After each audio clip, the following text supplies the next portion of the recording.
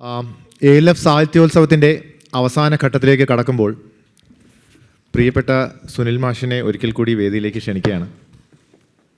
സ്വതന്ത്ര ഇന്ത്യ എന്ന ആശയത്തിൻ്റെ നെടുംതൂണുകളായ രണ്ട് മഹത് വ്യക്തിത്വങ്ങൾ, ഗാന്ധിയും അംബേദ്കറും, ആധുനിക ഇന്ത്യയുടെ അടിത്തറ പാകിയ രണ്ട് ചാലക ശക്തികൾ എന്ന് വേണമെങ്കിൽ വിശേഷിപ്പിക്കാവുന്ന ഈ നൂറ്റാണ്ടിൽ വളരെയധികം ചർച്ച ചെയ്യപ്പെട്ട രണ്ട് വാക്കുകൾ, അഹിംസയും ജനാധിപത്യവും. ആ രണ്ട് വാക്കുകൾക്കായി ജീവിതം ഉഴിഞ്ഞു വെച്ചവർ. ഇവരുടെ സംവാദങ്ങളെയും സംഘർഷങ്ങളെയും കുറിച്ച് നമ്മളോട് അല്പനേരം സംസാരിക്കുവാൻ നമ്മുടെ സുനിൽ മാഷ് അടുത്ത സെഷനിലേക്ക്. പ്രിയപ്പെട്ടവരെ, ആധുനിക ഇന്ത്യയുടെ ചരിത്രത്തിലെ ഏറ്റവും പ്രധാനപ്പെട്ട രണ്ട് പേരുകളാണ് ഗാന്ധിയുടെയും അംബേദ്കറിൻ്റെയും. 1920 മുതൽ ഇന്ത്യയുടെ ചരിത്രത്തെ രൂപപ്പെടുത്തുന്നതിൽ ഇവർ രണ്ടുപേരും മുമ്പോട്ട് വച്ച വീക്ഷണങ്ങൾക്ക് വലിയ പങ്കുണ്ട്. ഈ വീക്ഷണങ്ങൾ തമ്മിൽ മിക്കവാറും വലിയ വൈരുദ്ധ്യങ്ങളും ഉണ്ടായിരുന്നു. ഈ വൈരുദ്ധ്യങ്ങളിൽ ഏതാണ് ശരി, ഏതാണ് തെറ്റ് എന്ന് അന്തിമമായി തീർപ്പ് പറയാൻ ഒട്ടുമേ സാധ്യമല്ല. നമ്മൾ കഴിഞ്ഞ സെഷനുകളിലൊക്കെ ഉന്നയിച്ച ആശയത്തെക്കുറിച്ച് ആശയം എന്ന പോലെ വലിയ സംഘർഷങ്ങളുടെയും വലിയ സന്നിഗ്ധതകളുടെയും ലോകത്താണ് ആ കാലം നിലനിന്നത്. ഗാന്ധിക്കും അംബേദ്കർക്കും ഇടയിൽ ധാരാളം ഭിന്നാഭിപ്രായങ്ങളുണ്ടെങ്കിലും അവർ തമ്മിൽ യോജിക്കുന്ന വളരെ കൗതുകകരമായ ഒരു സ്ഥാനം, അഭിപ്രായ സ്ഥിരത ആവശ്യമില്ല എന്ന കാര്യമാണ്. 1936 ഗാന്ധി എഴുതുന്നൊരു വാക്യം, I make no hope goblin of consistency. അഭിപ്രായ സ്ഥിരതയുടെ ദുർഭൂതത്തെ ഞാൻ കൊണ്ട് നടക്കുന്നില്ല. If I am true to myself from moment to moment, I do not mind the inconsistencies that may fall upon me. എന്നോട് എല്ലാ നിമിഷങ്ങളിലും ഞാൻ സത്യസന്ധനാണെങ്കിൽ എനിക്കുമേൽ വന്നു വീഴുന്ന അസ്ഥിരതകളെ ഞാൻ പരിഗണിക്കുന്നുമില്ല. ഇത് ഗാന്ധിയുടെ പ്രധാനപ്പെട്ട ഒരു നിരീക്ഷണമാണ്. അതുകൊണ്ട് അദ്ദേഹം പിന്നീട് ഒരിക്കൽ പറഞ്ഞത്, ഞാനൊരു വിഷയത്തെക്കുറിച്ച് പല അഭിപ്രായങ്ങൾ പറഞ്ഞിട്ടുണ്ടെങ്കിൽ ഏറ്റവും ഒടുവിൽ പറഞ്ഞ അഭിപ്രായമേ എൻ്റെ അഭിപ്രായമായി പരിഗണിക്കേണ്ടതുള്ളൂ എന്നാണ്. അതിനർത്ഥം അതും പരിഗണിക്കേണ്ട എന്നാണ്. 5-6 കൊല്ലം കൂടി ജീവിച്ചെങ്കിൽ ചിലപ്പോൾ വീണ്ടും മാറും. അതൊരു അവസരവാദമല്ല. ജീവിതത്തിൻ്റെ മുഖത്ത് നോക്കി കാണുന്ന സത്യം വിളിച്ചു പറയാൻ ശ്രമിക്കുന്ന ഒരാൾക്ക് പറഞ്ഞത് തന്നെ പറഞ്ഞുകൊണ്ടിരിക്കാൻ പറ്റില്ല. അതുകൊണ്ട് ഗാന്ധി സ്വയം തിരുത്തിക്കൊണ്ടിരുന്ന ആളാണ്. മിക്കവാറും എല്ലാ കാര്യങ്ങളിലും ഗാന്ധിയുടെ വിരുദ്ധ സ്ഥാനത്തായിരുന്നുവെങ്കിലും അംബേദ്കർക്ക് ഈ വിഷയത്തിൽ ഗാന്ധിയോട് ഐക്യമുണ്ടായിരുന്നു. അംബേദ്കർ ഒരിക്കൽ പറയുന്നുണ്ട്, Emerson says that consistency is the virtue of a donkey and I don't want to be a donkey. ഒരു കഴുതയുടെ വിശുദ്ധിയാണ് സ്ഥിരത. ഞാനൊരു കഴുതയാവാൻ ആഗ്രഹിക്കുന്നില്ല എന്ന് അദ്ദേഹവും പറയുന്നുണ്ട്. അതുകൊണ്ട് അംബേദ്കറെയും ഗാന്ധിയെയും കുറിച്ച് ചേർത്ത് വച്ചോ അവർക്കിടയിലെ വൈരുദ്ധ്യങ്ങളെ മുൻനിർത്തിയോ ആലോചിക്കാൻ ശ്രമിക്കുമ്പോൾ ഒന്നാമതായി നാം ഓർക്കേണ്ട ഒരു കാര്യം, ഇവർ രണ്ടുപേരും ചരിത്രത്തിലെ നിശ്ചല സ്ഥാനങ്ങളല്ല, സ്ഥിരസത്തകളല്ല, പ്രക്രിയകളാണ്, മാറിക്കൊണ്ടേയിരുന്നതാണ്. ഈ മാറ്റത്തിൻ്റെ ചില പടവുകളിൽ അവർക്കിടയിൽ വലിയ വൈരുദ്ധ്യങ്ങളുണ്ടായിരുന്നു. മറ്റ് ചില പടവുകളിൽ അവർക്കിടയിൽ ചില സംവാദ സാധ്യതകളും ഉണ്ടായിരുന്നു. ഇത് രണ്ടും യാഥാർത്ഥ്യമാണ്. ഈ വൈരുദ്ധ്യങ്ങളെയും സംവാദ സാധ്യതകളെയും പരിഗണിച്ച് ഇവയിൽ ഏതിനോടാണ് നാം ഇന്ന് കൂടുതൽ ബന്ധപ്പെടേണ്ടത് എന്നാലോചിക്കുകയാണ് ഒരുപക്ഷെ നമുക്ക് ചെയ്യാവുന്ന ഒരു പ്രധാന കാര്യം എന്നാണ് ഞാൻ കരുതുന്നത്. നിർഭാഗ്യവശാൽ നമ്മുടെ കാലത്ത് നടക്കുന്ന ഗാന്ധി അംബേദ്കർ സംവാദങ്ങളിൽ ഏറിയ പങ്കും അങ്ങനെ ഗാന്ധിയെയോ അംബേദ്കറെയോ പ്രക്രിയകളായി കാണുന്നതിന് പകരം അവരെ നിശ്ചല സ്ഥാനങ്ങളായി, സ്തബ്ധമായ മുഹൂർത്തങ്ങളായി കണ്ട് ആ മുഹൂർത്തങ്ങളിൽ അവർക്കിടയിലുണ്ടായിരുന്ന വൈരുദ്ധ്യങ്ങളെ ശാശ്വതവൽക്കരിച്ച് നിത്യശത്രുതയുടെ രണ്ട് ബിംബങ്ങൾ എന്ന നിലയ്ക്ക് അവരെ പ്രതിഷ്ഠിക്കാനാണ് ശ്രമിച്ചു പോരുന്നത്. അത് അടിസ്ഥാനപരമായി ചരിത്രവിരുദ്ധമായ ഒരു വീക്ഷണമാണ് എന്നാണ് ഞാൻ കരുതുന്നത്. അതിനർത്ഥം അവർക്കിടയിൽ വൈരുദ്ധ്യങ്ങളില്ലായിരുന്നു എന്നല്ല. ആ വൈരുദ്ധ്യങ്ങളെ എങ്ങനെയാണ് നാം മനസ്സിലാക്കേണ്ടത് എന്നതാണ് ഒരുപക്ഷെ അതിൽ പ്രധാനപ്പെട്ട ഒരു കാര്യം. ഞാൻ ഈ പ്രമേയത്തെ അഭിസംബോധന ചെയ്യാൻ ഇതുമായി ബന്ധപ്പെട്ട ആശയങ്ങൾ അവതരിപ്പിച്ച 4 പ്രധാനപ്പെട്ട സാമൂഹ്യ ചിന്തകരുടെ ആശയങ്ങളെ ആശ്രയിക്കുന്നുണ്ട്.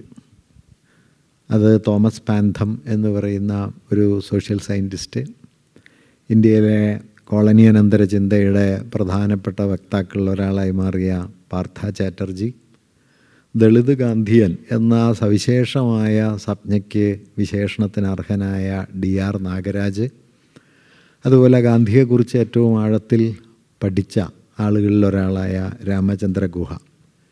ഇവർ 4 പേരും ഈ വൈരുദ്ധ്യത്തെ നോക്കിക്കാണേണ്ടത് എങ്ങനെ എന്നതിനെക്കുറിച്ച് താന്താങ്ങളുടേതായ വീക്ഷണങ്ങൾ അവതരിപ്പിച്ചിട്ടുണ്ട്. അവയിൽ ചിലതിന് യോജിപ്പുണ്ട്, ചിലതിൽ തമ്മിൽ വ്യത്യാസമുണ്ട്. ആ നിരീക്ഷണങ്ങൾ ഒന്ന് അവതരിപ്പിച്ചുകൊണ്ട് ഗാന്ധി അംബേദ്കർ വൈരുദ്ധ്യത്തെ സംവാദമായിട്ടാണോ സംഘർഷമായിട്ടാണോ പരിഗണിക്കേണ്ടത് എന്ന് നമുക്ക് കുറേ കൂടി നോക്കാൻ കഴിയും.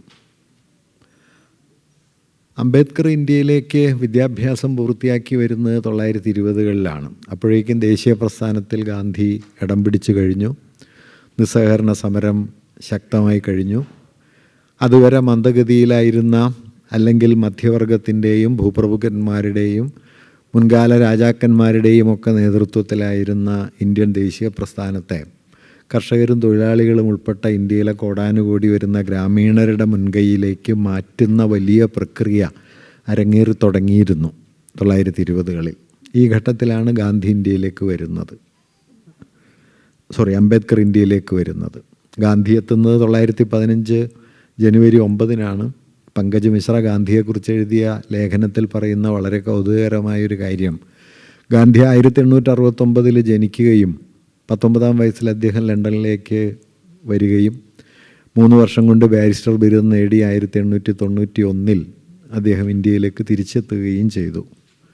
തുടർന്ന് ഏതാണ്ട് 1 വർഷക്കാലത്തോളമാണ് അദ്ദേഹം ഇന്ത്യയിൽ പ്രാക്ടീസ് ചെയ്തത്. ബോംബെയിലും സൂററ്റിലും അദ്ദേഹം വക്കീലായി പ്രവർത്തിച്ചു. 2ഇടത്തും അദ്ദേഹം പരാജയപ്പെട്ട ഒരു വക്കീലായിരുന്നു. 1893 അദ്ദേഹം ദക്ഷിണാഫ്രിക്കയിലേക്ക് പോയി. പിന്നീട് അദ്ദേഹം ഇന്ത്യയിൽ തിരിച്ചെത്തുന്നത് 1915-ലാണ്. അപ്പോഴേക്കും ഗാന്ധിക്ക് 45 വയസ്സായിരുന്നു.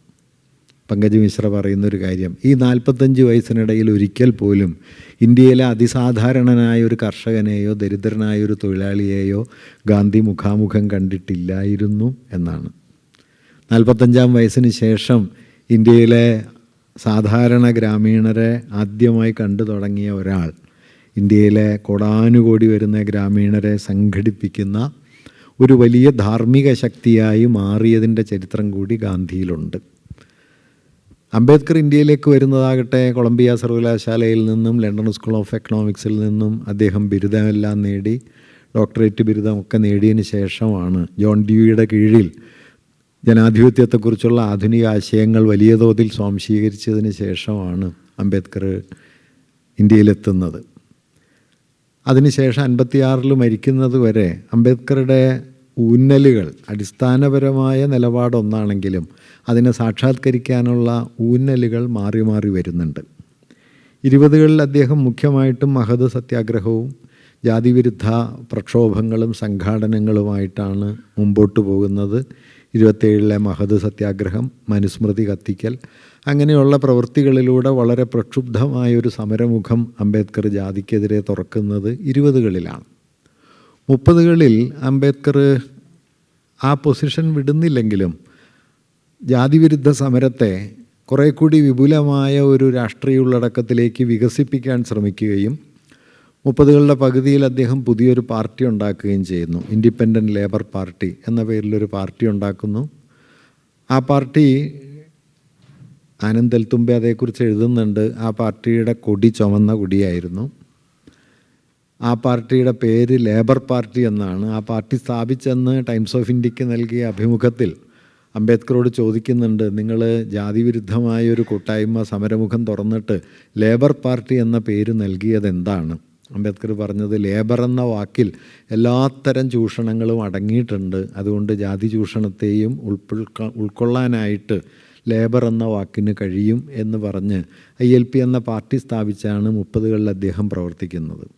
എന്നാൽ 30കളുടെ അവസാനവും 40കളുടെ ആദ്യവും കൊളോണിയൽ ഗവൺമെൻറ് ഇന്ത്യക്ക് അധികാരം കൈമാറാനുള്ള നീക്കങ്ങൾ ആരംഭിക്കുകയും ഇന്ത്യയിലെ ദളിത് ജനതയുടെ പ്രാതിനിധ്യാവകാശം ആർക്കാണ് എന്ന ഒരു പ്രശ്നം ഉയർന്നു വരികയും ചെയ്തതോടെ ദളിത് ജനതയുടെ സവിശേഷമായൊരു മൂവ്മെൻ്റ് ആവശ്യമാണ് എന്ന സ്ഥിതി വരികയും ILP പിരിച്ചുവിട്ട് Ambedkar schedule caste federation SCF എന്ന ഒരു മൂവ്മെൻ്റ് ഉണ്ടാക്കുകയും അതിനെ മുൻനിർത്തി തൻ്റെ പ്രവർത്തനങ്ങൾ മുമ്പോട്ട് കൊണ്ടുപോവുകയും ചെയ്തു. 40കളുടെ പകുതിയിൽ അദ്ദേഹം ബ്രിട്ടീഷ് വൈസ്രോയിയുടെ കൗൺസിൽ അംഗമാകുകയും ജലവിഭവത്തിൻ്റെയും തൊഴിൽ വകുപ്പിൻ്റെയും മന്ത്രി എന്ന നിലയിൽ പ്രവർത്തിക്കുകയും ചെയ്തു. 46 അദ്ദേഹം കോൺസ്റ്റിറ്റ്യൂവൻ്റ് അസംബ്ലി അംഗമായി തിരഞ്ഞെടുക്കപ്പെട്ടു. 46 മുതൽ 49 വരെ കോൺസ്റ്റിറ്റ്യൂവൻ്റ് അസംബ്ലിയിലെ ഡ്രാഫ്റ്റിംഗ് കമ്മിറ്റിയുടെ ചെയർമാനായിട്ട് അദ്ദേഹം പ്രവർത്തിച്ചു. അതിനുശേഷം സ്വതന്ത്ര ഇന്ത്യയിലെ ആദ്യത്തെ ഗവൺമെൻറ്റിലെ നിയമകാര്യമന്ത്രിയായി നെഹ്റുവിൻ്റെ മന്ത്രിസഭയിലെ അംഗമായി പ്രവർത്തിച്ചു.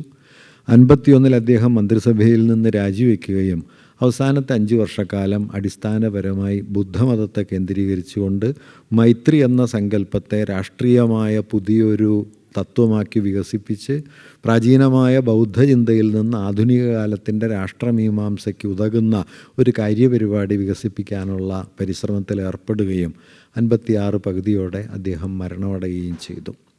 അംബേദ്കറുടെ ജീവിതത്തിലേക്ക് നോക്കിയാൽ നമുക്കിങ്ങനെ പല പടവുകൾ കാണാൻ കഴിയും. 20കളിൽ, 30കളിൽ, 40കളിൽ, 50കളിൽ ഒക്കെ.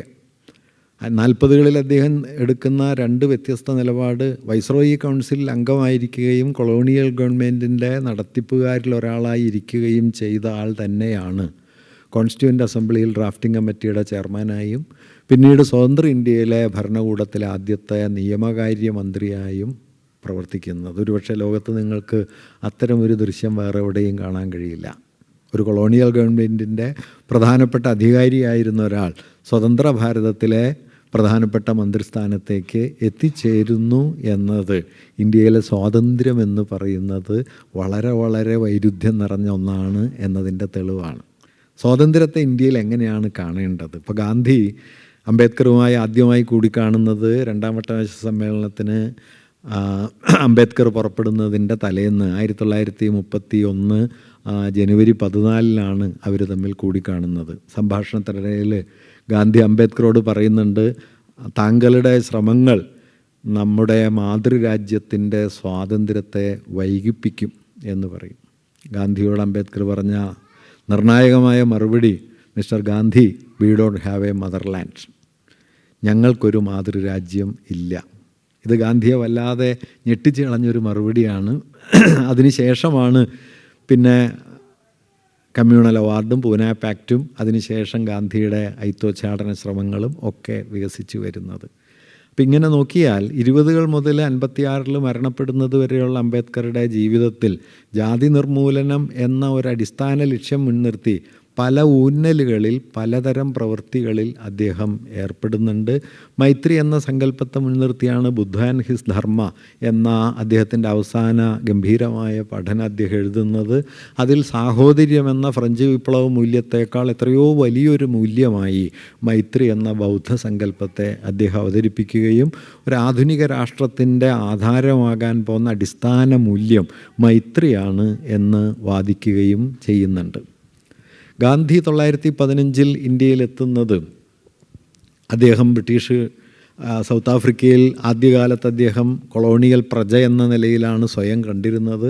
ഒരു കൊളോണിയൽ പ്രജയ്ക്കുള്ള അവകാശാധികാരങ്ങൾ തനിക്കുമുണ്ട് എന്നാണ് അദ്ദേഹം അന്ന് കരുതിയിരുന്നത്. അതിൻ്റെ ഭാഗമായിട്ടാണ് അവിടെ നടന്ന ആഭ്യന്തര യുദ്ധത്തിലൊക്കെ ബ്രിട്ടീഷ് ഗവൺമെൻറ്റിനെ പിന്തുണയ്ക്കുകയും സഹായിക്കുകയും ചെയ്യുന്ന നിലപാട് ഗാന്ധി സ്വീകരിച്ചത്. എങ്കിലും അവിടെ വെച്ച് തന്നെ കൊളോണിയൽ പ്രജ എന്ന പൂർണ്ണാർത്ഥം പൂർണ്ണ പദവി തനിക്ക് കിട്ടില്ലെന്നും ബ്രിട്ടീഷ് സിറ്റിസൺഷിപ്പ് തനിക്കൊരിക്കലും ലഭ്യമാകില്ല, ഇന്ത്യക്കാർക്ക് ലഭ്യമാകില്ല എന്ന് തിരിച്ചറിഞ്ഞാണ് അദ്ദേഹം നിസ്സഹകരണം എന്ന സമരമുഖം അവിടെ വെച്ച് തുറക്കുന്നത്. ടോൾസ്റ്റോയ് ഫാമിലും ഫിനിക്സ് കേന്ദ്രത്തിലുമൊക്കെ അദ്ദേഹം പുതിയൊരു സമരമാർഗം കണ്ടെത്തുകയും ഒരുപക്ഷേ ലോകത്തിലെ തന്നെ സുപ്രധാനമായൊരു സമരതന്ത്രമായി സത്യാഗ്രഹത്തെ അദ്ദേഹം ആവിഷ്കരിക്കുകയും ചെയ്യുന്നത്. 15 അദ്ദേഹം ഇന്ത്യയിലെത്തിയതിന് ശേഷം 2 വർഷക്കാലം അദ്ദേഹം ഇന്ത്യ മുഴുവൻ നടന്ന് കാണുന്നുണ്ട്. അന്നത്തെ ദേശീയ പ്രസ്ഥാനത്തിൻ്റെ നേതാക്കളെ വിമർശനാത്മകമായി അദ്ദേഹം നോക്കുന്നുണ്ട്. 1920 ബനാറസ് ഹിന്ദു സർവകലാശാലയുടെ സ്ഥാപന സമ്മേളനത്തിൽ ഗാന്ധി പങ്കെടുക്കുന്നുണ്ട്. അവിടെ ഒത്തുകൂടിയ ആളുകളോട് ഗാന്ധി ചോദിക്കുന്ന ഒരു ചോദ്യം, നിങ്ങൾക്ക് ലജ്ജയില്ലേ ഇങ്ങനെ വരാൻ? വലിയ കോട്ട് ധരിച്ച് ആടയാഭരണങ്ങൾ ധരിച്ച് രാജാക്കന്മാരും തലപ്പാവ് ധരിച്ച് ഉദ്യോഗസ്ഥന്മാരും ഒക്കെ ആയിരിക്കുന്ന സദസ്സിനെ അതിനിശിതമായി വിമർശിച്ചുകൊണ്ടാണ് ഗാന്ധി അന്ന് പ്രസംഗിക്കുന്നത്. ആനി ബെസൻ്റാണ് ആ സമ്മേളനത്തിൽ അധ്യക്ഷം വഹിക്കുന്നത്. ആനി ബെസൻ്റ് ഗാന്ധിയെ തടയാനൊക്കെ ശ്രമിക്കുന്നുണ്ട്. പക്ഷേ ഗാന്ധി അത് മാനിക്കാതെ ഈ വലിയ കെട്ടുകാഴ്ചയെ അദ്ദേഹം നിശിതമായി വിമർശിക്കുകയും ചെയ്യുന്നുണ്ട്. 21 അദ്ദേഹം വസ്ത്രം ഉപേക്ഷിച്ചു. 21 മധുരയിൽ വെച്ചാണ് ഗാന്ധി വസ്ത്രം ഉപേക്ഷിക്കുകയും നിസ്സഹകരണം എന്ന സമരമാർഗം ആരംഭിക്കുകയും ചെയ്യുന്നത്. അത് പിന്നീട് 30കളിൽ ഉപ്പ് സത്യാഗ്രഹമായി മാറി, ഐത്തോച്ഛാടനമായിട്ട് മാറി, അതിനുശേഷം ക്വിറ്റ് ഇന്ത്യ സമരമായി മാറി. തൻ്റെ ജീവിതത്തിൻ്റെ അവസാനത്തെ 3 വർഷങ്ങളിൽ ഒരുപക്ഷെ നാം ഒന്നും പരിചയപ്പെട്ടിട്ടില്ലാത്ത മറ്റൊരു ഗാന്ധി 45 മുതൽ 48 വരെ ഉണ്ട്. അത് വർഗീയ വിഭജനം ഇന്ത്യയിലൊരു യാഥാർത്ഥ്യമാകുന്നു എന്നുറപ്പായതോടെ ഗാന്ധി എടുക്കുന്ന നിർണായകമായ മറ്റൊരു പൊസിഷനാണ്. ഒരുപക്ഷെ ഞാൻ കരുതുന്നത് ആ ഘട്ടത്തിൽ ഗാന്ധി എടുത്ത നിലപാടുകളുടെ അനന്തരഫലം എന്ന നിലയിലാണ് അദ്ദേഹം വധിക്കപ്പെട്ടത്. ഗാന്ധിയുടെ രക്തസാക്ഷിത്വം ഇല്ലായിരുന്നുവെങ്കിൽ ഒരു സ്വതന്ത്ര രാഷ്ട്രം എന്ന നിലയ്ക്ക് ഇന്ത്യ ഏറെയൊന്നും മുമ്പോട്ട് പോകുമായിരുന്നില്ല എന്ന് കരുതുന്ന ഒരാളാണ് ഞാൻ. കാരണം ഗാന്ധിയുടെ രക്തസാക്ഷിത്വവും അതുണ്ടാക്കിയ ധാർമ്മികമായ രോഷവും അതുണ്ടാക്കിയ ധാർമ്മികമായ ശക്തിയും കൊണ്ടാണ് ഒരർത്ഥത്തിൽ ഹിന്ദുത്വ വർഗീയതയെ ഒരു 1/4 നൂറ്റാണ്ടെങ്കിലും ഇന്ത്യയിൽ പുറകോട്ട് നീക്കി നിർത്താനായിട്ട് ഇന്ത്യക്ക് കഴിഞ്ഞത്. ആ 1/4 നൂറ്റാണ്ട് ഏതാണ്ട് അടിയന്തരാവസ്ഥയോടെ അവസാനിക്കുകയും അടിയന്തരാവസ്ഥ RSS പോലെ ഒരു ഹിന്ദുത്വ സംഘടനയ്ക്ക് ഉയർന്നു വരാനുള്ള പുതിയൊരു സന്ദർഭമായി മാറുകയും ചെയ്തു. ഇങ്ങനെ ഗാന്ധിയും മാറിക്കൊണ്ടിരിക്കുന്നുണ്ട്. ഈ മാറ്റത്തിൽ പല പടവുകളുണ്ട്. 1920കളിൽ ഗാന്ധി പറയുന്നൊരു കാര്യം രാഷ്ട്രീയത്തിൻ്റെ അടിസ്ഥാനം മതമായിരിക്കണം എന്നാണ്. 20കളിലും 30കൾ വരെ തൻ്റെ പ്രസംഗങ്ങളിലുടനീളം ഗാന്ധി പറയുന്നത് I will definitely introduce religion into politics. Politics without religion is immoral എന്ന പൊസിഷനാണ് ഗാന്ധി എടുക്കുന്നത്. രാഷ്ട്രീയത്തിൻ്റെ ധാർമ്മിക അടിസ്ഥാനം മതമാണ് എന്നും ഒരാളുടെ മതപരമായ താല്പര്യങ്ങളും അയാളുടെ രാഷ്ട്രീയമായ താല്പര്യങ്ങളും തമ്മിൽ ഒരു വ്യത്യാസവും ഇല്ല എന്നും ഗാന്ധി ആ സമയത്ത് കരുതുന്നുണ്ട്. 30കളിൽ അദ്ദേഹം തൻ്റെ പൊസിഷനിൽ വരുത്തുന്ന ഒരു മാറ്റം, മതം എന്നത് വാസ്തവത്തിൽ ഏതെങ്കിലും ഒരു സവിശേഷ മതമല്ല. മതം എന്നത് രാഷ്ട്രീയത്തിൻ്റെ എത്തിക്കലായൊരു അടിസ്ഥാനമാണ്, ഒരു എത്തിക്കൽ ഫൗണ്ടേഷൻ ഓഫ് പൊളിറ്റിക്സ്. അതിനെയാണ് താൻ മതമായി കാണുന്നത്. അതിന്ന് നിലനിൽക്കുന്ന ഏതെങ്കിലും മതത്തോട് ബന്ധപ്പെട്ടൊരു കാര്യമല്ല എന്ന നിലയിൽ മതത്തെക്കുറിച്ചുള്ള തൻ്റെ ഒരു കാഴ്ചപ്പാടിനെ 30കളിൽ അദ്ദേഹം റിവൈസ് ചെയ്യുന്നുണ്ട്. 40കളുടെ പകുതിയിലാണ് ഗാന്ധി വളരെ റാഡിക്കലായ മറ്റൊരു പൊസിഷനിലേക്ക് പോകുന്നത്. ഏതാണ്ടൊരു മോഡേൺ സെക്യുലർ പൊസിഷൻ എന്നൊക്കെ വിളിക്കാവുന്ന നിലപാട് ഗാന്ധി കാലത്ത് എടുക്കുകയും മതം ഒരു വ്യക്തിയുടെ വളരെ സ്വകാര്യമായൊരു കാര്യമാണെന്നും ഭരണകൂടത്തിൻ്റെയോ രാഷ്ട്രീയത്തിൻ്റെയോ മണ്ഡലത്തിൽ അതിന് യാതൊന്നും ചെയ്യാനില്ല എന്നുമുള്ള പൊസിഷൻ ഗാന്ധി എടുക്കുന്നുണ്ട്. അദ്ദേഹം 46 സ്വാതന്ത്ര്യപ്രാപ്തിക്ക് കുറച്ച് മുമ്പ് ഒരു ക്രൈസ്തവ പുരോഹിതനുമായി നടത്തിയ സംഭാഷണത്തിൽ പറയുന്ന ഒരു കാര്യം, ഒരൊറ്റ ദിവസത്തേക്ക് ഞാൻ ഈ രാജ്യത്തിൻ്റെ പരമാധികാരിയാവുകയാണെങ്കിൽ ഞാൻ ചെയ്യുന്ന ഒന്നാമത്തെ കാര്യം ഭരണകൂടത്തെയും രാഷ്ട്രീയത്തെയും മതത്തിൽ നിന്ന് സമ്പൂർണ്ണമായി വേർപെടുത്തുക എന്നതായിരിക്കും. ഇതാരാണ് പറയുന്നതെന്ന് ചോദിച്ചു കഴിഞ്ഞാൽ politics without religion is immoral എന്ന് 20കളിലും 30കളിലും പറഞ്ഞിരുന്ന ഒരാൾ തന്നെയാണ് ഇത് പറയുന്നത്. ഇത് ജാതിയെ സംബന്ധിച്ച ഗാന്ധിയുടെ വീക്ഷണത്തിൽ നമുക്ക് ഈ വൈരുദ്ധ്യം കാണാം.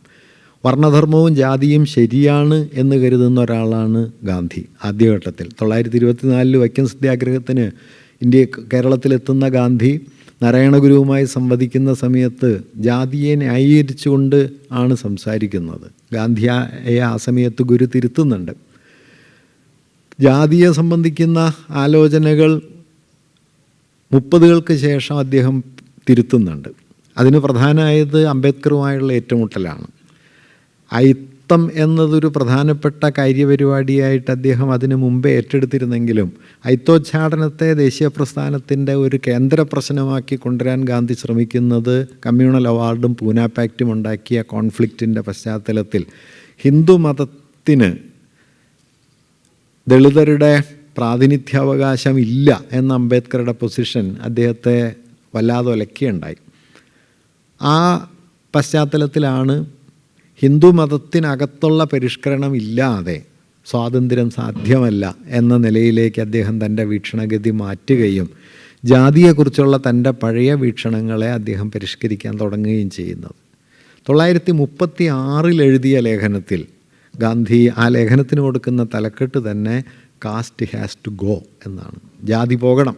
അതിനു മുമ്പ് വരെ അദ്ദേഹം കരുതിയിരുന്നത് അയിത്തമാണ് പ്രശ്നം, അയിത്തം പരിഹരിച്ചു കഴിഞ്ഞാൽ ജാതിയുടെ പ്രശ്നം പരിഹരിക്കാൻ കഴിയും എന്നതായിരുന്നു. പക്ഷേ 1936 അദ്ദേഹം ആ വീക്ഷണത്തെയും ഉപേക്ഷിക്കുകയും ജാതി പോകേണ്ടതുണ്ട് എന്ന നിലപാടിലേക്ക് എത്തുകയും ചെയ്തു. അപ്പോഴും അദ്ദേഹം വർണ്ണധർമ്മം എന്ന് പറയുന്ന ജാതിബന്ധങ്ങളുടെ ആധാരമായ വൈദിക തത്വത്തെ നിരസിക്കുന്നില്ല. ഏതാണ്ട് അവസാനം വരെയും അദ്ദേഹം വൈദികമായ ഈ വർണ്ണസങ്കല്പത്തെ നിഷേധിക്കുന്നതായി നാം കാണുന്നില്ല. പക്ഷേ അദ്ദേഹത്തിൻ്റെ വർണ്ണസങ്കല്പം പരമ്പരാഗതമായ വർണ്ണസങ്കല്പത്തിൽ നിന്ന് ഉള്ളടക്കത്തിൽ ചില വ്യത്യാസങ്ങളുള്ളതാണ്. അങ്ങനെ നോക്കിയാൽ മതവും രാഷ്ട്രീയവും തമ്മിലുള്ള ബന്ധത്തെ സംബന്ധിച്ചായാലും അല്ലെങ്കിൽ ജാതിയെ സംബന്ധിച്ചായാലും ഗാന്ധിയുടെ നിലപാടുകൾ പരിണമിച്ചു കൊണ്ടിരുന്ന ഒന്നാണ്. അത് നിശ്ചലമല്ല എന്ന് കാണാനായിട്ട് കഴിയും. അതുപോലെ ഇന്ത്യയിലെ മുഴുവൻ മനുഷ്യരും ഒരുമിച്ച് നിൽക്കേണ്ടവരാണ് എന്ന് കരുതുകയും താൻ ജീവിച്ചിരിക്കുന്നിടത്തോളം കാലം വിഭജനം അനുവദിക്കില്ല എന്ന് പ്രഖ്യാപിക്കുകയും ചെയ്ത ഗാന്ധി 47 ആകുമ്പോഴേക്കും വിഭജനത്തെ അംഗീകരിക്കുകയും വിഭജനത്തിന് ശേഷം ഉണ്ടാകാനിരിക്കുന്ന അതിഭീകരമായ കലാപത്തെ ഏതാണ്ട് ഒറ്റയ്ക്കൊരാളെന്ന നിലയ്ക്ക് മുൻകൂട്ടി കാണുകയും അതിനെ ചെറുക്കാൻ വേണ്ടി തൻ്റെ ജീവിതത്തെ ബലിയാക്കി നൽകുകയും ചെയ്ത ഒരാളാണ്. 1948 ജനുവരി 29 രാത്രി മനുവിനോട്, അദ്ദേഹത്തിൻ്റെ സഹായിയായ പെൺകുട്ടിയോട് ഗാന്ധി പറയുന്നൊരു വാക്യമുണ്ട്. ഗാന്ധിക്ക് വേണ്ടി മനു മരുന്ന് തയ്യാറാക്കുന്ന സമയത്ത് പ്രാർത്ഥനായോഗത്തിൽ കൃത്യസമയത്ത് മനു എത്തിച്ചേരുണ്ടായില്ല. രാവിലത്തെ പ്രാർത്ഥനയിൽ ആ സമയത്ത് മനു മരുന്ന് തയ്യാറാക്കായിരുന്നു രാത്രിക്കുള്ള. അതുകൊണ്ടാണ് വരാതിരുന്നതെന്ന് പറഞ്ഞ സമയത്ത് ഗാന്ധി പറയുന്നത്, രാത്രിയിലെ മരുന്ന് രാത്രി തയ്യാറാക്കിയാൽ മതി, നാളെ ആരാണ് ഉണ്ടാവുക എന്നറിയില്ലല്ലോ. തുടർന്ന് ഗാന്ധി മനുവിനോട് പറയുന്നൊരു വാക്യം, ഞാൻ രോഗാതുരനായിട്ടാണ് മരിക്കുന്നതെങ്കിൽ ഞാനൊരു കപട മഹാത്മാവായിരുന്നു എന്ന് നിങ്ങൾ ലോകത്തോട് പറയണം. നിന്നെ അതിൻ്റെ പേരിൽ ലോകം പഴിക്കും, എങ്കിലും നീ അത് ലോകത്തോട് പറയണം. മറിച്ച് കഴിഞ്ഞ ആഴ്ചയിൽ എന്ന പോലെ ആരെങ്കിലും എനിക്ക് നേരെ ബോംബെറിയുകയോ മറ്റാരെങ്കിലും എൻ്റെ നെഞ്ചിന് നേരെ വെടിയുതിർക്കുകയോ ചെയ്യുകയും ഒരു ഞരക്കം പോലും ഇല്ലാതെ ചുണ്ടിൽ ദൈവനാമത്തോടെ ഞാനത് ഏറ്റുവാങ്ങുകയും ചെയ്യുകയാണെങ്കിൽ ഞാനൊരു യഥാർത്ഥ മഹാത്മാവായിരുന്നു എന്ന് നീ ലോകത്തോട് പറയണം. 1948 ജനുവരി 29 രാത്രി 9 മണിക്ക് ഗാന്ധി മനുവിനോട് പറഞ്ഞ വാക്യങ്ങളാണ്. പിന്നീട് അദ്ദേഹം ഏതാണ്ട് 17-18 മണിക്കൂറാണ് ജീവിച്ചത്. 30-ാം തീയതി വൈകിട്ട് 5:17 അദ്ദേഹം കൊല്ലപ്പെട്ടു. ഗാന്ധിയുടെ ജീവിതത്തിലും ഈ പരിവർത്തനമുണ്ട്. അതുകൊണ്ട് ഈ പരിവർത്തനങ്ങളുടെ ഞാൻ പറയുക, ഇവരുടെ ജീവിതത്തെ നമുക്കൊരു സ്പെക്ട്രായിട്ട് കാണാം. ഒരു വർണ്ണരാജി ഒരു നിറത്തിൽ നിന്ന് മറ്റൊന്നിലേക്ക് പടിപടിയായി പരിണമിച്ചു കൊണ്ടേയിരിക്കുന്ന ഒരു വർണ്ണവ്യൂഹമാണ് അംബേദ്കറുടെ ജീവിതമായാലും ഗാന്ധിയുടെ ജീവിതമായാലും. അതിൽ 2 ഊന്നലുകളുണ്ട്. ഇപ്പോൾ ഈ ഗാന്ധി അംബേദ്കർ ഡിബേറ്റിനെ ഏറ്റവും സൂക്ഷ്മമായി അവതരിപ്പിച്ച ഒരാൾ പാർത്ഥ ചാറ്റർജിയാണ്. പാർത്ഥ ചാറ്റർജി പറയുന്നത് എന്താണെന്ന് വെച്ച് കഴിഞ്ഞാൽ, ഗാന്ധി അംബേദ്കറും 2 ഊന്നലുകളിൽ ആണ് നിലയുറപ്പിച്ചത്. ഗാന്ധിയെ സംബന്ധിച്ച് അദ്ദേഹം പറയുന്നത് ഹോമോജനിറ്റിയും ഹെട്രോജനിറ്റിയും എന്നാണ്.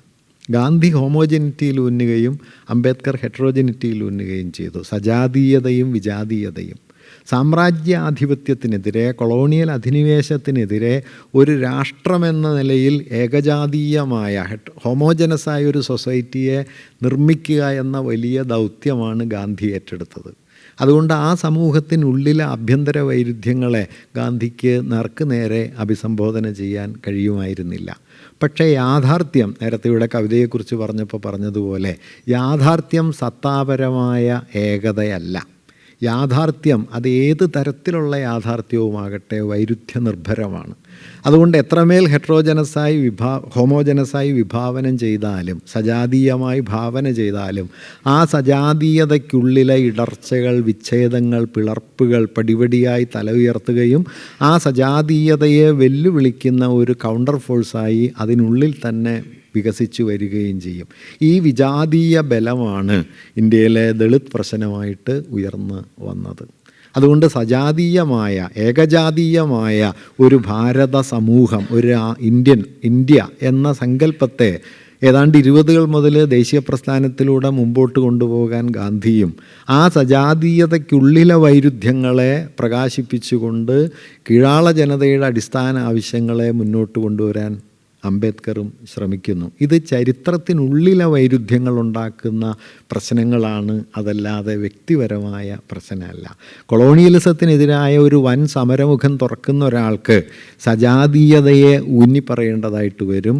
അതേസമയം ദളിത് ജനതയുടെ അവകാശാധികാരങ്ങളെ മുന്നോട്ട് വയ്ക്കാൻ ശ്രമിക്കുന്ന ഒരാൾക്ക് വിജാതീയമായ ഘടകങ്ങളിൽ ഊന്നേണ്ടി വരും. ഇത് ചരിത്രം ഉണ്ടാക്കിയ വൈരുദ്ധ്യമാണ്. ഇപ്പം അംബേദ്കർ ഈ ഡിബേറ്റിൽ ഓർക്കാവുന്നൊരു കാര്യം എന്താണെന്ന് വെച്ചാൽ, സ്വാതന്ത്ര്യത്തെക്കുറിച്ച് വള്ളത്തോളും ആശാനും തമ്മിലുണ്ടായ ഒരു സംവാദമുണ്ട്. ആശാൻ ഒരു കവിതയിൽ ഒരു സന്ദർഭത്തിൽ എഴുതി, എന്തിനു ഭാരതധരേ കരയുന്നു, പാരതന്ത്ര്യം നിനക്ക് വിധികൽപ്പിതമാണ് തായേ, ചിന്തിക്ക ജാതി മതിരാന്ധരടിച്ചു തമ്മിൽ അന്തപ്പെടും തനയർ, എന്തിനയേ സ്വരാജ്യം. ജാതിയുടെ പേരിൽ തമ്മിലടിക്കുന്ന മക്കളുള്ളപ്പോൾ എന്തിനാണ് സ്വരാജ്യം? അതുകൊണ്ട് പാരതന്ത്ര്യം നിൻ്റെ വിധിയാണ് എന്ന് കുമാരനാശാൻ എഴുതി. വള്ളത്തോൾ അതിന് മറുപടിയായിട്ടൊരു കവിത എഴുതുന്നുണ്ട്. ആ കവിതയുടെ പേരും ഒരു മറുപടി എന്നാണ്. ആ കവിതയിൽ വള്ളത്തോൾ എഴുതിയത്, സോദരർ തമ്മിലെ പോരൊരു പോരല്ല, സൗഹൃദത്തിൻ്റെ കലങ്ങി മറിയലാം. സഹോദരന്മാർ തമ്മിൽ വഴക്കുണ്ടാക്കിയാൽ അതിനൊരു വലിയ യുദ്ധമായിട്ടൊന്നും കാണണ്ട, അത് സഹോദരന്മാർക്കിടയിൽ ഒരു സൗഹൃദം കൊണ്ടുള്ള സംഘർഷമായിട്ട് കണ്ടാൽ മതി. അങ്ങനെ പറയാൻ വള്ളത്തോളിന് പറ്റിയതിൻ്റെ ഒരേ ഒരു കാരണം എന്താണെന്ന് വെച്ചാൽ, വള്ളത്തോൾ നാരായണ മേനോനായിരുന്നു എന്നുള്ളതാണ്. അതാണ് ഞാനതൊരു കുറ്റമായിട്ട് പറയുകയല്ല. ഈ അടി കണ്ട ആൾക്കും അടി കൊണ്ട ആൾക്കും അടി ഒരേപോലെയല്ല. കണ്ട ആൾക്ക് ചിലപ്പോൾ സാഹോദര്യമായിട്ട് തോന്നും, കൊണ്ട ആൾക്ക് തോന്നാൻ പ്രയാസമാണ്. അതുകൊണ്ട് ആശാൻ ഇത് വലിയൊരു പ്രശ്നമായിരുന്നു. സ്വാതന്ത്ര്യം എന്താണെന്ന് ചോദിച്ചാൽ, ഇന്ത്യയിലെ ദളിത് ജനതയെ സംബന്ധിച്ച് സ്വാതന്ത്ര്യം ജാതിയിൽ നിന്നുള്ള സ്വാതന്ത്ര്യമാണ്. ഗാന്ധിയെ സംബന്ധിച്ച് സ്വാതന്ത്ര്യം ബ്രിട്ടീഷുകാരിൽ നിന്നുള്ള സ്വാതന്ത്ര്യമാണ്. രണ്ട് സ്വാതന്ത്ര്യവും പ്രധാനമാണ്. നിർഭാഗ്യവശാൽ അവ തമ്മിൽ റെക്കൺസൈൽ ചെയ്യില്ല. അവ തമ്മിൽ ധാരാളം വൈരുദ്ധ്യങ്ങളുണ്ട്. ജാതിയിൽ നിന്നുള്ള സ്വാതന്ത്ര്യത്തിൻ്റെ വഴി ബ്രിട്ടീഷ് വിദ്യാഭ്യാസവും കൊളോണിയൽ ഭരണപരിഷ്കാരങ്ങളും കൊളോണിയൽ നിയമാവലികളും കൊളോണിയൽ ഭരണകൂടവുമാണ് എന്ന് ഇന്ത്യയിലെ ദളിത് വിഭാഗങ്ങളിൽ വലിയൊരു പങ്ക് കരുതിയിരുന്നു. അതിലൊരു വസ്തുതയുമുണ്ട്. എന്നാൽ ബ്രിട്ടീഷുകാർ പോകാതെ ഇന്ത്യയുടെ സ്വാതന്ത്ര്യം സാധ്യമാകില്ല എന്ന വീക്ഷണം മറുഭാഗത്തുണ്ട്. ചരിത്രം ഉണ്ടാക്കി ഈ വലിയ വൈരുദ്ധ്യങ്ങളുടെ നടുവിലാണ് ഗാന്ധി അംബേദ്കർ നിന്നത്. ഇതാണ് പാർത്ഥ ചാറ്റർജി സൂചിപ്പിക്കുന്നത് ഹോമോജനിറ്റി ആൻഡ് ഹെട്രോജിനിറ്റി എന്നത്. അതുകൊണ്ട് ഹോമോജനസായ സജാതീയമായൊരു രാഷ്ട്രത്തെ ഭാവന ചെയ്യുന്ന ഗാന്ധിയും അതിനകത്ത വൈരുദ്ധ്യങ്ങളിൽ ഊന്നുന്ന അംബേദ്കറും വാസ്തവത്തിൽ ചരിത്രത്തിൻ്റെ വൈരുദ്ധ്യങ്ങളുടെ നടുവിൽ നിൽക്കുന്ന മനുഷ്യരാണ്. ആ സ്ഥാനത്ത് അവർക്കിടയിലുള്ള വൈരുദ്ധ്യത്തെ വ്യക്തിപരമായിട്ടോ സാന്ദർഭികമായിട്ടോ നമ്മൾ കാണേണ്ടതില്ല, അതിനെ ശാശ്വതമാക്കേണ്ടതുമില്ല എന്നൊരു നിലയിലാണ് പാർത്ഥ ചാറ്റർജി ആ പൊസിഷൻ അവതരിപ്പിക്കുന്നത്. തോമസ് പാൻഥം ഇതിനെ കാണുന്ന മറ്റൊരു നിലയിലാണ്. അദ്ദേഹം ഗാന്ധി അൺടച്ചബിലിറ്റിക്കെതിരെ എടുത്ത നിലപാടിനെ അംബേദ്കറുടെ അനിഹിലേഷൻ ഓഫ് ദ കാസ്റ്റ് എന്നതുമായി ചേർത്ത് വെച്ചുകൊണ്ടാണ് തൻ്റെ വീക്ഷണം അവതരിപ്പിക്കുന്നത്. ഗാന്ധി ആദ്യഘട്ടത്തിൽ ഞാൻ നേരത്തെ പറഞ്ഞതുപോലെ ജാതിക്ക് അനുകൂലമായിരുന്നെങ്കിലും 1930കൾ മുതൽ ഐത്തോച്ചാടനം എന്നത് ഗാന്ധിയെ സംബന്ധിച്ച പ്രധാനപ്പെട്ട ഒരു കാര്യമായി തീർന്നു. ഇപ്പോൾ 1924 വൈക്കം സത്യാഗ്രഹം നടക്കുന്ന സമയത്ത് എഴുതിയ ലേഖനങ്ങളിലൊന്നിൽ അംബേദ്കർ തന്നെ പറയുന്നൊരു കാര്യം, ഇന്ത്യൻ ദേശീയ നേതാക്കളിൽ ജാതിയെ അഭിസംബോധന ചെയ്ത ഒരേ ഒരാൾ ഗാന്ധിയാണ്. അദ്ദേഹം ആ വിഷയത്തെ പരിഗണിച്ചത് പര്യാപ്തമായിരുന്നില്ല എന്ന വിമർശനം നമുക്കുണ്ട്. അദ്ദേഹം കോൺഗ്രസ് മെമ്പർഷിപ്പിന് ചർക്കയും അതുപോലെ തന്നെ അഹിംസയും അടിസ്ഥാനമായി പറഞ്ഞതുപോലെ ജാതി വിരുദ്ധതയെയും അതിൻ്റെ അടിസ്ഥാനമാക്കിയിരുന്നെങ്കിൽ ദേശീയ പ്രസ്ഥാനത്തിൻ്റെ വളർച്ചയോടൊപ്പം ജാതി വിരുദ്ധതയും വന്നേനെ. ഗാന്ധി അത് ചെയ്തില്ല. അത് ഗാന്ധിയുടെ പരിമിതിയാണ്.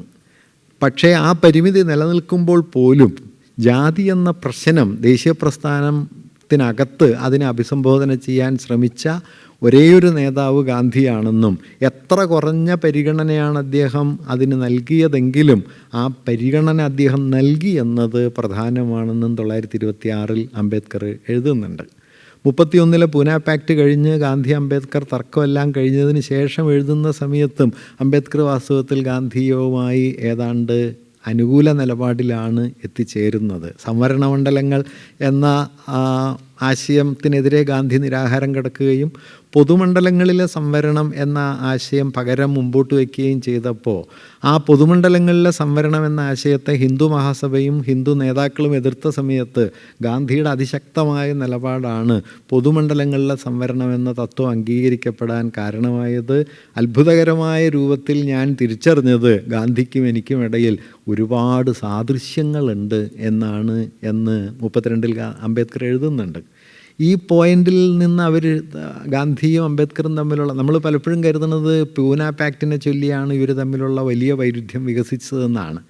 ആ വൈരുദ്ധ്യം ഉണ്ടെന്നുള്ളത് ശരിയാണെങ്കിലും അത് മൂർച്ഛിക്കുന്നത് പൂനെ പാക്റ്റിനെ മുൻനിർത്തി മാത്രമല്ല, മറിച്ച് ഈ ഇന്ത്യയിലെ ദളിത് ജനതയുടെ അധികാരം ആർക്കാണ്, പ്രാതിനിധ്യാവകാശം ആർക്കാണ് എന്ന ചോദ്യം വന്നപ്പോൾ അത് കോൺഗ്രസ്സിനാണെന്നും താൻ ഇന്ത്യയിലെ മുഴുവൻ ഹിന്ദുക്കളുടെയും പ്രതിനിധിയാണ്, കോൺഗ്രസ് ഇന്ത്യയിലെ മുഴുവൻ ഹിന്ദുക്കളുടെയും പ്രതിനിധിയാണെന്ന് ഗാന്ധി വാദിക്കുകയും സവർണ ഹിന്ദുക്കളുടെ, ത്രൈവർണികരുടെ, സവർണ ഹിന്ദുക്കളുടെ മാത്രം പ്രാതിനിധ്യമേ കോൺഗ്രസ്സിനുള്ളൂ, ദളിത് ജനതയുടെ പ്രാതിനിധ്യാവകാശം കോൺഗ്രസ്സിനും ഗാന്ധിക്കും ഇല്ല എന്ന നിലപാട് അംബേദ്കർ എടുക്കുകയും ചെയ്തു. ആ ഘട്ടത്തിലാണ് അംബേദ്കർ SCF ഉണ്ടാക്കുന്നത്, ഷെഡ്യൂൾഡ് കാസ്റ്റ് ഫെഡറേഷൻ. ഈ വൈരുദ്ധ്യമാണ് പിന്നീട് മൂർച്ഛിച്ചു വരുന്നത്. അപ്പോൾ അൺടച്ചബിലിറ്റി എന്ന ഗാന്ധിയുടെ നിലപാടും അനിഹിലേഷൻ ഓഫ് കാസ്റ്റ് എന്ന് പറയുന്ന അംബേദ്കറുടെ നിലപാടും ഏതാണ്ട് സ്വാതന്ത്ര്യമെന്നതിൽ ജാതി നിർമ്മാർജ്ജനത്തിനുള്ള അടിസ്ഥാനപരമായ പ്രാധാന്യത്തെ സൂചിപ്പിക്കുന്നുണ്ടെന്നും ഈ പ്രാധാന്യം പിന്നീട് ദേശീയ പ്രസ്ഥാനം വലിയൊരളവോളം സ്വാംശീകരിച്ചിട്ടുണ്ട് എന്നും അതുകൊണ്ട് പദാവലികൾ തമ്മിൽ വ്യത്യാസമുണ്ടെങ്കിലും ഇവർ തമ്മിലുള്ള വൈരുദ്ധ്യം ഈ ജാതിയെ ഒരു കേന്ദ്ര പ്രശ്നമായി കാണുന്നിടത്തേക്ക് എത്തിയിട്ടുണ്ട് എന്നുമുള്ള നിരീക്ഷണമാണ് തോമസ് പാൻഥം മുമ്പോട്ട് വയ്ക്കുന്നത്. രാമേന്ദ്ര ഗുഹയാകട്ടെ ചരിത്രത്തിൻ്റെ ഒരു സവിശേഷ ഘട്ടത്തിൽ 2 വ്യക്തികൾക്കും 2 വീക്ഷണങ്ങൾക്കുമിടയിലുണ്ടായ വൈരുദ്ധ്യമായിട്ട് ഗാന്ധി അംബേദ്കർ വൈരുദ്ധ്യത്തെ കാണുകയും അംബേദ്കറുടെ വിമർശനങ്ങളും ദേശീയ പ്രസ്ഥാനത്തിനെതിരായ നിരീക്ഷണങ്ങളും ശരിയാണ് എന്ന് വകവെച്ചു കൊടുക്കുകയും ആ ശരിയായ നിരീക്ഷണങ്ങളുടെ അടിസ്ഥാനത്തിലാണ് ഗാന്ധിയോട് കടുത്ത വിമർശനം ഉയർത്തുന്ന സമയത്തും കോൺസ്റ്റിറ്റ്യൂൻ്റ് അസംബ്ലിയിലേക്ക് അംബേദ്കറെ തിരഞ്ഞെടുക്കണമെന്ന് ആവശ്യപ്പെടാനും ഡ്രാഫ്റ്റിംഗ് കമ്മിറ്റിയുടെ ചെയർമാൻഷിപ്പ് അംബേദ്കർക്ക് നൽകണമെന്ന് പറയാനും ഒക്കെ ഗാന്ധി തയ്യാറായത് എന്ന നിലയിൽ ഇവർക്കിടയിലുള്ള വൈരുദ്ധ്യത്തെ ചരിത്രത്തിൻ്റെ ഒരു സവിശേഷ ഘട്ടത്തിൽ മുൻനിർത്തി കാണണമെന്നാണ് രാമേന്ദ്ര ഗുഹ പറയുന്നത്.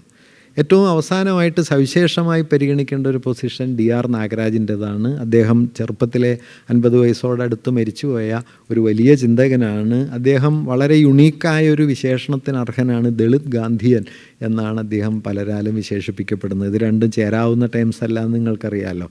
ഗാന്ധിയന്മാർ ദളിതല്ല, ദളിത് പൊസിഷനുള്ളവർ പൊതുവെ ഗാന്ധിയന്മാരുമല്ല.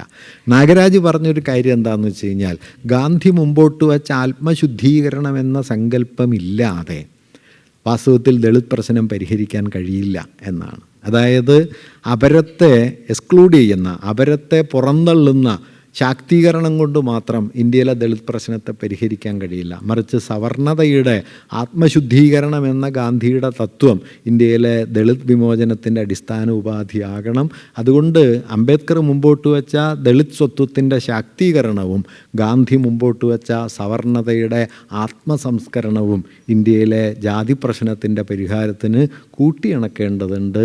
അതുകൊണ്ട് ഗാന്ധിയും അംബേദ്കറും കോംപ്ലിമെൻ്ററിയാണ്, കോൺട്രഡിക്ടറി അല്ല എന്നൊരു പൊസിഷനാണ് DR നാഗരാജ് എടുക്കുന്നത്. ഞാൻ ഇന്ത്യയിലെ പ്രധാനപ്പെട്ട 4 സാമൂഹ്യ ചിന്തകർ ഇവർക്കിടയിലെ വൈരുദ്ധ്യത്തെ നോക്കിക്കണ്ട രീതി നിങ്ങളുടെ ശ്രദ്ധയിൽ കൊണ്ടുവരാനാണ് ശ്രമിച്ചത്. ഇവിടെ നിന്ന് നമുക്കിന്ന് എന്താണ് ചെയ്യാൻ കഴിയുക? വർഗീയത, ഇവരെഴുതുന്ന കാലത്ത് വർഗീയത ഇന്ത്യൻ രാഷ്ട്രീയത്തിലെ ഒരു കേന്ദ്ര വിഷയമല്ല. ഇതെല്ലാം 90കളിലും അതിനു മുമ്പൊക്കെ എഴുതപ്പെട്ടതാണ്. ഇന്ന് കഴിഞ്ഞ കാൽനൂറ്റാണ്ടിനിടയിൽ വർഗീയത ഇന്ത്യൻ രാഷ്ട്രീയത്തെ വിഴുങ്ങുകയും ജാതി സ്വത്വങ്ങളെയും ദളിത് ഐഡൻറ്റിറ്റിയെയും ഒക്കെ വിഴുങ്ങുന്ന ഭീമാകാരമായ മതാത്മക സ്വത്വം ഒരു സിംഗിൾ ഐഡൻറ്റിറ്റിയായി വർഗീയതയുടെ ആധാരതത്വമായി മാറുന്ന സമയത്ത് ഗാന്ധി അംബേദ്കർ ഡിബേറ്റിനെ നമ്മൾ എങ്ങനെയാണ് മനസ്സിലാക്കേണ്ടത്?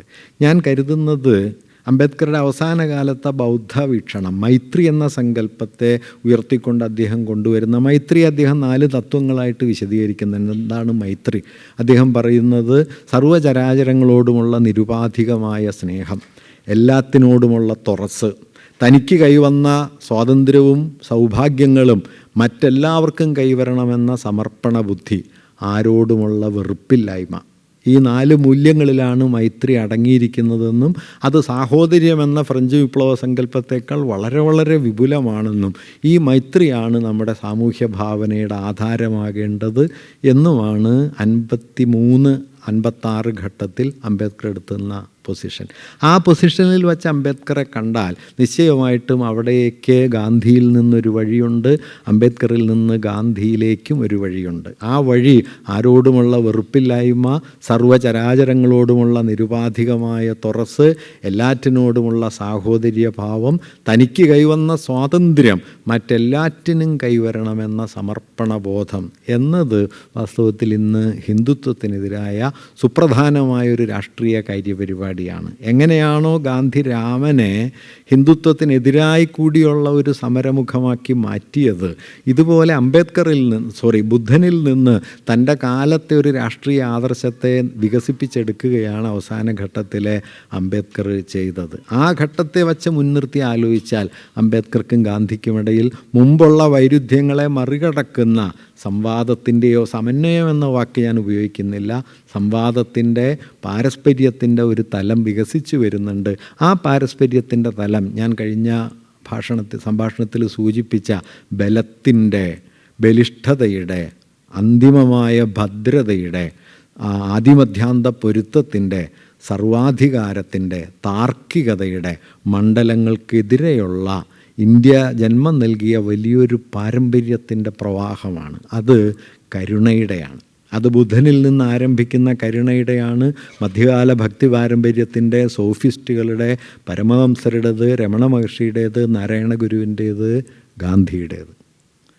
ഇങ്ങനെ ഇന്ത്യയിൽ ബ്രാഹ്മണ്യത്തിനെതിരെ ഉയർന്നു വന്ന വലിയൊരു ധാരയുടെ ബലത്തിൻ്റെയും കാർക്കശ്യത്തിൻ്റെയും സമഗ്രതയുടെയും അന്തിമമായ ശരിയുടെയും അവകാശാധികാരങ്ങൾക്കെതിരെ സന്നിഗ്ധതയുടെയും സംശയത്തിൻ്റെയും അഴിവിൻ്റെയും കരുണയുടെയും ഒരു സമാന്തര വഴി ഇന്ത്യാ ചരിത്രത്തിൻ്റെ അടിപ്പടവിലൂടെ ഒഴുകുന്നുണ്ടെന്നും ആ അടിപ്പടവിലൂടെ ഒഴുകിയെത്തുന്ന ഈ കരുണയുടെ വഴി ഒരുപക്ഷെ ഇന്ത്യൻ ദേശീയ രാഷ്ട്രീയത്തിൽ തെളിഞ്ഞ അവസാനത്തെ സന്ദർഭം ഗാന്ധിയായിരുന്നു എന്നുമാണ് നമുക്ക് കാണാൻ കഴിയുക. രാം മനോഹർ ലോഹ്യ ഗാന്ധി കൊല്ലപ്പെട്ടതിന് ശേഷം എഴുതിയ ഒരു ലേഖനത്തിൽ പറയുന്നൊരാശയം, രാമായണത്തിൽ 2 പാരമ്പര്യങ്ങളുണ്ട്.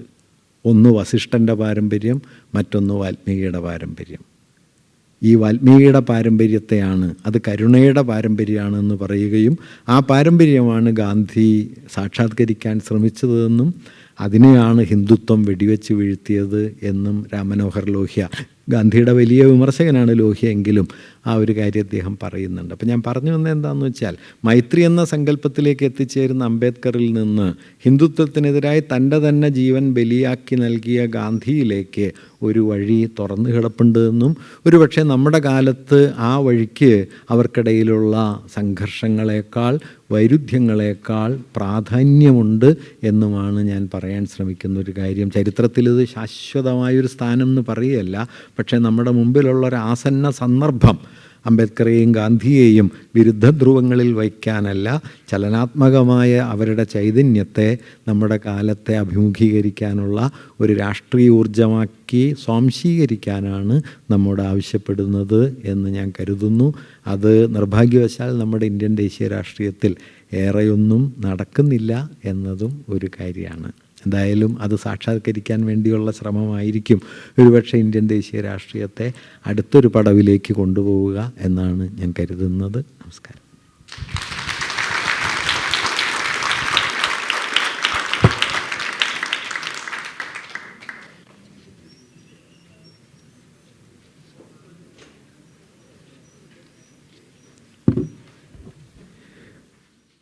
ഇത് തീർത്താൽ തീരാത്തത്ര ചോദ്യങ്ങൾക്ക് വകയുള്ളൊരു വിഷയമാണ്. നമുക്ക് സമയമില്ലാത്തതുകൊണ്ട് ഞാൻ കഴിഞ്ഞ തവണയും പറഞ്ഞൊരു ഫലിതം നിങ്ങളോടും പറയാം. മരിച്ചാലും മരിച്ചില്ലെങ്കിലും 5 മണിക്ക് ശവം എടുക്കുന്നതാണ്. അപ്പം അതുകൊണ്ട് നമുക്ക് അധികമൊന്നും പറയാൻ പറ്റില്ല. മഹാഭാരതം സാംസ്കാരിക ചരിത്രം എന്നുള്ള ഒരു പുസ്തകം എഴുതിയതുപോലെ രാമായണത്തിൻ്റെ ബഹുസ്വരത ഒരു വലിയ പുസ്തകത്തിന് ചാൻസ് ഉണ്ടോ? നിശ്ചയമായിട്ടും ഉണ്ട്.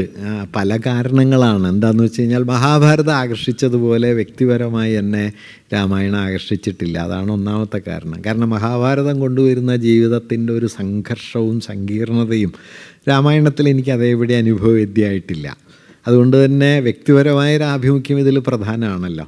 അതൊരു കാര്യം. പിന്നെ മഹാഭാരതത്തിൻ്റെ അത്രയും ചരിത്രപരമായ വ്യാപ്തിയും ധർമാധർമ്മ വിചാരങ്ങളും രാഷ്ട്രമീമാംസയും ഒക്കെ മഹാഭാരതത്തിലേതുപോലെ ഡെൻസായി രാമായണത്തിൽ കാണാൻ പ്രയാസമാണെന്നാണ് എൻ്റെ ഒരു ധാരണ. ഇപ്പോൾ കാമിൽ ബുൽക്കയുടെയൊക്കെ പഠനങ്ങൾ അതിൻ്റെ ടെക്സ്ച്വൽ വേരിയേഷനെക്കുറിച്ച് ധാരാളമായിട്ട് പറയുന്നുണ്ട്. പക്ഷേ മഹാഭാരതം കൊണ്ടുവരുന്ന പോലെ, അതായത് മഹാഭാരതത്തിൽ തന്നെ ഒരിടത്ത് പറയുന്നുണ്ട്, ജയോയം അജയാകാരോ ജയസ്തസ്മാത് പരാജയ എന്ന് പറയും. ജയം തന്നെയാണ് പരാജയം, വിജയിച്ചെടുത്ത് തന്നെയാണ് തോക്കുക എന്നിങ്ങനെ മഹാഭാരതം പറഞ്ഞുകൊണ്ടേയിരിക്കുന്നുണ്ട്. ആ മാതിരിയുള്ള ഒരു ബൃഹത് ദർശനം രാമായണത്തിൽ എനിക്കതുപോലെ അനുഭവവേദ്യമായിട്ടില്ല.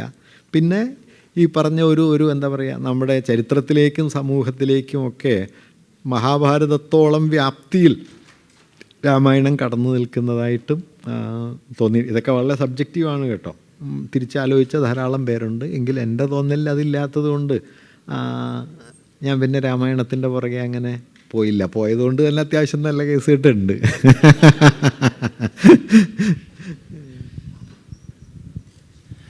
മാഷ് കൊളോണിയലിസത്തിനെ കുറിച്ചും കാസിസത്തിനെ കുറിച്ചുമുള്ള അംബേദ്കറിൻ്റെയും ഗാന്ധിയുടെയും സംവാദത്തെക്കുറിച്ച് വളരെ ന്യൂആൻസ്ഡ് ആയിട്ട് പറഞ്ഞു. എന്നാൽ ക്ലാസിസത്തെക്കുറിച്ചുള്ള ഇവരുടെ സംവാദത്തിൻ്റെ സ്വഭാവം എങ്ങനെയാണ്? ക്ലാസ് എന്ന കാറ്റഗറി, ഇപ്പോൾ ഗാന്ധി അങ്ങനെ ഒരു സോഷ്യൽ സയൻറ്റിസ്റ്റ് ഒന്നുമല്ലല്ലോ. ഗാന്ധി അതുകൊണ്ട് ഈ കാറ്റഗറികളെ മുൻനിർത്തി നമ്മുടെ മോഡേൺ പൊളിറ്റിക്കൽ തോട്ടിലെ കാറ്റഗറികളെയൊന്നും ഗാന്ധി ആശ്രയിക്കുന്നില്ല. പൊതുവിൽ ഗാന്ധിക്ക് അത് സ്വീകാര്യവുമല്ല. ഇപ്പോൾ ഇന്ത്യയിലെ ഒരു കൗതുകമുള്ളൊരു കാര്യം പറയാം. നമ്മുടെ ദേശീയ പ്രസ്ഥാനം വികസിച്ച് വന്ന സമയത്ത് ഇന്ത്യ നേരിട്ട ഏറ്റവും വലിയ അറ്റാക്ക് എന്താണെന്ന് വെച്ചാൽ ഇന്ത്യക്കാർക്ക് ചരിത്രബോധമില്ല എന്നുള്ളതാണ്. കാരണം ഇവിടെ ചരിത്ര പുസ്തകമൊന്നുമില്ല, ഇവിടെ മിത്തും ഐതിഹ്യമൊക്കെ മാത്രമേ ഉള്ളൂ എന്ന വലിയ ആക്ഷേപം ഇമ്പീരിയലിസ്റ്റുകൾ ഉന്നയിച്ച സമയത്ത് ദേശീയവാദികളായ ചരിത്രകാരന്മാർ രാഷ്ട്രത്തിൻ്റെ ചരിത്രം എഴുതാൻ തുടങ്ങി. അങ്ങനെയാണ് നമ്മുടെ നാഷണൽ ലീഡേഴ്സൊക്കെ ഈ ചരിത്രം എഴുതുക. അന്നൊരു ഫലിതം എന്താണെന്ന് വെച്ച് കഴിഞ്ഞാൽ ആരെങ്കിലും ഒരാൾ 6 മാസം ജയിലിൽ കിടന്ന ഒരു ചരിത്ര പുസ്തകം ഉറപ്പാണെന്നുള്ളതാണ്. അത് ഈ ഡിസ്കവറി ഓഫ് ഇന്ത്യ എന്നോ എന്തെങ്കിലുമൊക്കെ ആയിട്ട് അത് വരും. അങ്ങനെ ചരിത്രം ഉണ്ട് എന്ന് സ്ഥാപിക്കാനുള്ള ശ്രമമാണ്. ഈ സമയത്ത് ഗാന്ധി എടുക്കുന്നൊരു പൊസിഷൻ ഉണ്ട്, അത് ശ്രദ്ധിക്കേണ്ടതാണ്. ഗാന്ധി പറഞ്ഞത് ചരിത്രമില്ല എന്നുള്ളത് ഇന്ത്യയുടെ ഒരു ഗുണമാണ്, പോരായ്മയല്ല, ദോഷമല്ല. തുടർന്ന് അദ്ദേഹം പറയുന്നത് ചരിത്രം എന്ന് പറയുന്നത് ആണുങ്ങളുടെയും അധികാരത്തിൻ്റെയും ലോകമാണ്. നോക്കൂ, 1990-കളിൽ പോസ്റ്റ് കൊളോണിയൽ ഹിസ്റ്റോറിയന്മാരുണ്ടാകുന്ന സമയത്താണ് ഈ നിരീക്ഷണം വരുന്നത്. ഗാന്ധി 1920-ൽ പറഞ്ഞു ചരിത്രമില്ല എന്നുള്ളത് നമ്മുടെ ഗുണമാണ് എന്ന് പറഞ്ഞു. ഞാൻ പറഞ്ഞത് മോഡേണിറ്റിയുടെ ഈ ഡിസിപ്ലിൻസ്, അതിൻ്റെ നോളജ് സിസ്റ്റം, അതിൻ്റെ സ്റ്റേറ്റ്, അതിൻ്റെ സിറ്റിസൺഷിപ്പ്, അതിലെ മനുഷ്യസങ്കല്പം, ഇതിനോടൊക്കെ ഗാന്ധി അടയുന്നുണ്ട്. ഗാന്ധിയെക്കുറിച്ച് ബിൽഗ്രാമി പറയുന്നൊരു വാക്യം എന്താ വെച്ചാൽ, ഗാന്ധി ഒരു പ്രൊഫഷണൽ ഫിലോസഫർ അല്ല, പക്ഷേ ഒരു ഓർഗാനിക് തിങ്കറാണ് എന്നുള്ളതാണ്. ഒരു പ്രൊഫഷണൽ ഫിലോസഫർ തത്വചിന്തയുടെ സംവർഗങ്ങളിൽ ഇതിനെ ക്രമീകരിക്കുമ്പോൾ ഓർഗാനിക് തിങ്കർ നടുവിൽ നിന്ന് ആശയങ്ങൾ ഉണ്ടാക്കുകയാണ് ചെയ്യുന്നത്. അങ്ങനെ ഉണ്ടാക്കി ഗാന്ധി ഇതിനെതിരെ ഒരു പൊസിഷൻ എടുക്കുന്നുണ്ട്. അതുകൊണ്ട് ഗാന്ധി ക്ലാസിൻ്റെയോ അല്ലെങ്കിൽ സ്റ്റേറ്റിൻ്റെയോ ഒന്നും പദാവലികളിൽ സംസാരിക്കുന്നില്ല. ക്ലാസ് എന്ന കാറ്റഗറി അദ്ദേഹത്തിലാണ്. അംബേദ്കറിൽ ക്ലാസ് ഉണ്ട്. Caste is an engulfed class, encircled class എന്ന് അദ്ദേഹം തന്നെ ഡിഫൈൻ ചെയ്യുന്നുണ്ട്. കാസ്റ്റിനെ ഡിഫൈൻ ചെയ്യുമ്പോൾ വലയിതമായ വർഗമാണ് ജാതി എന്ന് അദ്ദേഹം പറയുന്നുണ്ട്. പക്ഷേ അദ്ദേഹത്തിൻ്റെ വർഗം എന്നത് എക്കണോമിക് ക്ലാസ് ആകാം, സോഷ്യൽ ക്ലാസ് ആകാം, മറ്റ് തരത്തിലുള്ള ക്ലാസ് എന്നുള്ളതിനെ അദ്ദേഹം സാമാന്യ അർത്ഥത്തിൽ എടുക്കുന്നുള്ളൂ. എന്തായാലും മാർക്സ് മുമ്പോട്ട് വെച്ച ഉൽപ്പാദന വ്യവസ്ഥാപരമായ വർഗം എന്ന സങ്കല്പം ഗാന്ധിയിലുമില്ല. അംബേദ്കർക്ക് അത് മനസ്സിലാവാഞ്ഞിട്ടല്ല, പക്ഷെ അത് അതേപടി ഇന്ത്യൻ സിറ്റുവേഷനിൽ ആപ്ലിക്കബിൾ അല്ല എന്നാണ് അംബേദ്കർ കരുതിയിരുന്നത്. അതുകൊണ്ട് ക്ലാസ് ഡിസ്കോഴ്സ് ഇവർക്കിടയിൽ കാര്യമായിട്ട് നടന്നിട്ടില്ല. കാസ്റ്റ്, ഗാന്ധി യൂറോപ്യന്മാർ പറഞ്ഞ പോലെയൊന്നും കാസ്റ്റിനെ കണ്ടിട്ടില്ല. അംബേദ്കർ മനസ്സിലാക്കിയ അർത്ഥത്തിൽ ഗാന്ധി കാസ്റ്റിനെ മനസ്സിലാക്കിയിട്ടില്ല.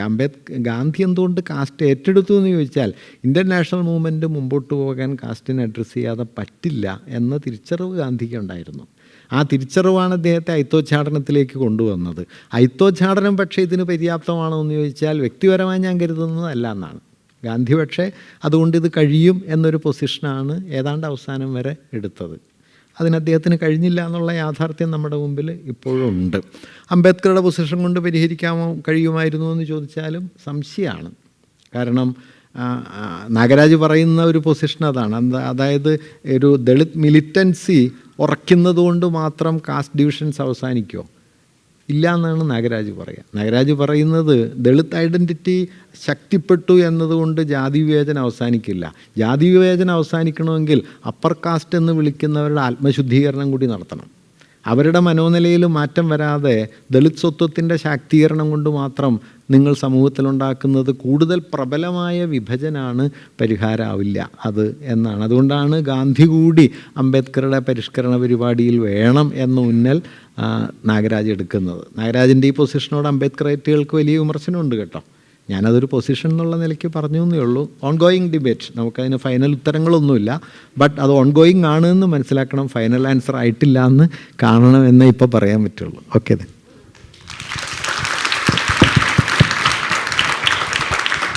വളരെയധികം നന്ദി ശ്രീ സുനിൽ മാഷ് നമ്മളോട് ഇത്രയും നേരം സംസാരിച്ചതിന്. ഈ പ്രഭാഷണത്തിന് നന്ദി പറയുമ്പോൾ സുനിൽ മാഷ് ഒരിക്കൽ ഗാന്ധിജിയെ ഉദ്ധരിച്ച് പറഞ്ഞ ഒരു ചെറിയ വാക്യം പറയാതെ പോകാൻ എനിക്കാവില്ല. ഒരിക്കൽ ഗാന്ധിജിയോടൊരു കുട്ടി ചോദിച്ചു, എന്താണ് ബാപ്പുജി ജനാധിപത്യം? അപ്പോൾ ബാപ്പുജി പറഞ്ഞു, ഒരു ഓട്ടമത്സരത്തിൽ പങ്കെടുത്ത് ജയിച്ചു കഴിയുമ്പോൾ നിങ്ങൾ ജയിച്ചു എന്ന് മാത്രം ധരിക്കാതെ കൂടെ ചിലർ ഓടിയിരുന്നു എന്നുകൂടി ഓർക്കുന്നതാണ് ജനാധിപത്യം. അതുമാത്രമല്ല, അടുത്ത ഒരു വാക്യം കൂടെ ഉണ്ട്, ഒറ്റയ്ക്ക് ഓടിയാൽ ആരും ജയിക്കില്ല. ആ ഒരു വാക്യം നമുക്ക് പ്രഭാഷണങ്ങളിലൂടെ നിരന്തരം പറഞ്ഞുകൊണ്ടിരുന്ന സുനിൽ മാഷ് പറഞ്ഞ ആ വാക്യം തന്നെ ആവട്ടെ ALF അല സിയാറ്റിൽ അവതരിപ്പിച്ച ALF 2024 ഈ രണ്ടാം ഘട്ടം അവസാനിക്കുമ്പോൾ നിങ്ങൾ തിരിച്ചു കൊണ്ടുപോകുന്ന മൂലധനം എന്ന് ഞാൻ പ്രതീക്ഷിക്കുന്നു.